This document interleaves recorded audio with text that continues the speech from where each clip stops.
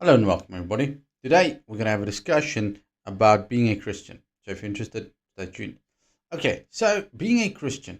Now, salvation is a free gift of salvation. We live through faith, we live through the desire to be connected to Yahweh. Now, it is very, very important that you realize that it's a free gift. It's not something you can earn, it is not something that you paid for. No, the price has been paid in full. But the interesting part is where most people don't realize that our task is to bring heaven to earth. And that is our mission, is bringing heaven to earth and all that entails. It's not just to get into heaven one day. Most people think I'm going to do the bare minimum and I'm going to get to heaven. That is my focus. And that is not actually what our focus should be.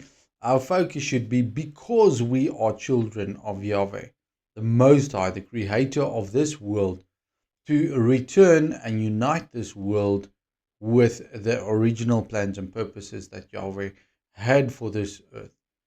You see, before sin came to this world, it was in balance, everything was good. But because of sin, corruption entered. Now, the whole of creation longs for the manifestation of the sons of God. Why? Because we are here to bring freedom and deliverance to this earth. Not just for people, but for the whole of creation.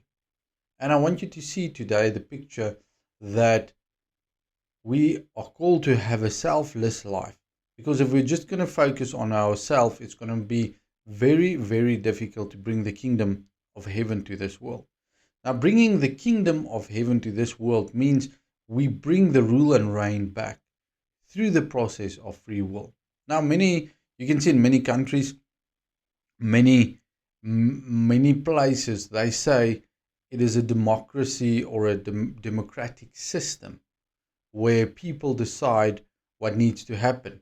But realizing that most of that is, in any case, a front and a lie, because if you can indoctrinate people, you can control them, and they think this is what I actually want. So if I tell you this is what you're going to want, then it is much more easier to control you through lots of various processes. Many times in the word there, Moses was not democratically elected. No, he was appointed. We are working more on an appointed system, whereas a democratic system, because a democratic system can be corrupted as well, and that is why it is not a perfect solution. But anyway, to come back to the message, is we are here to bring change. We are called, for instance, to pray for those who persecute us. That would make no sense in a selfish life, to say, why will I pray for somebody that persecute me? I would rather want to remove that person or want something to happen to them.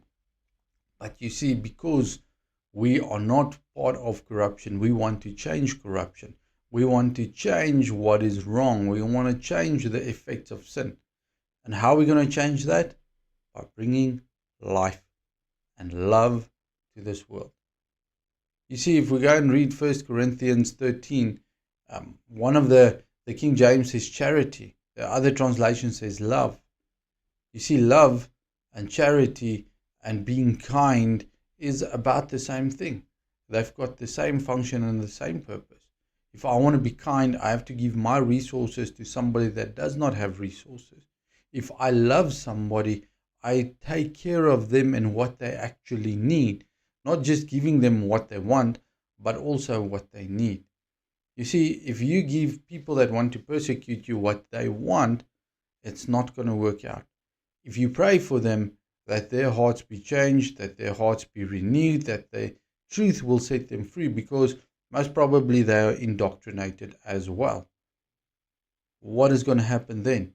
If they realize and see what is truth, what is love, what is life, they have a chance to make the decision for themselves. But most people think, well, this is my decision. But actually they are indoctrinated, so their decision is not a pure choice. It was very, very influenced. And that's why we've got a lot of people that are so radical today because they stand up for their free will, but they don't realize that in the early stages of programming, the programming went wrong. And I say wrong because if we have a look at what the kingdom of heaven would be like, most of this programming is against what the kingdom of heaven wants. So I want you to focus today to see and look. If you're indoctrinated, pray against it. Always pray. But pray for those who persecute you. Pray for those who want to control you. Pray for those who want to spread the lies and corruption. Remember, we are here to change the negative effects of sin. And we want to rectify that, not by paying the price that Yeshua paid. No, that price is paid for salvation. But we want to bring truth, and truth is going to flow through love. And love is a selfless action.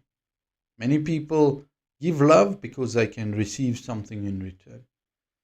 I'm not sure if we're going to receive something, especially on this world. In heaven, yes.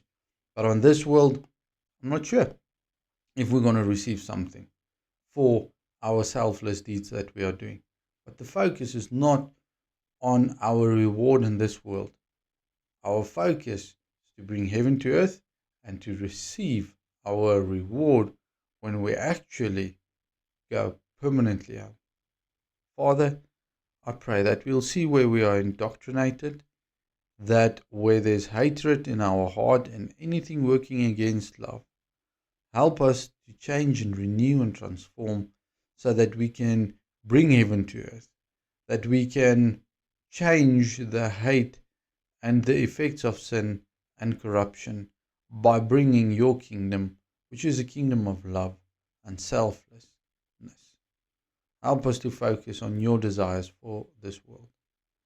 I thank you for loving us and caring for us, and I pray that your love in our hearts will change and transform this world. I thank you for your great love and your mercy. I thank you for that in the name of Yeshua. Be blessed.